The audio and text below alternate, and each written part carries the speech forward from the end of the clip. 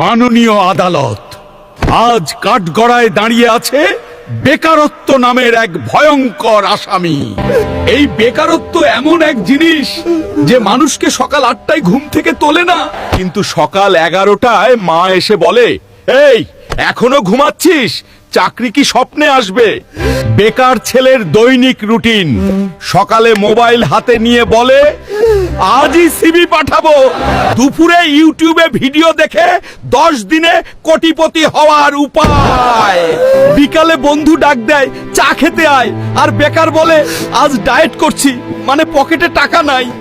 রাতে বাবা বলে এই বয়সে আমি সংসার চালাইতাম, আর ছেলে মনে মনে বলে এই বয়সে আমি ওয়াইফাই চালাইতেছি।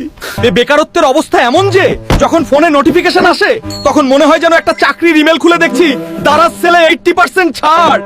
হুজুর, আমি অলস না, আমি শুধু সুযোগের অপেক্ষায়।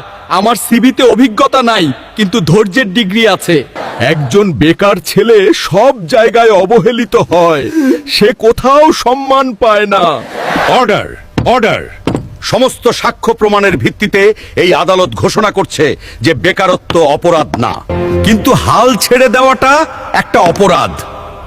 আজ বেকার, কাল এমপ্লয়েড, পরশু বস বলবে ভাই চা খাওয়াস তো, মিটিং আছে।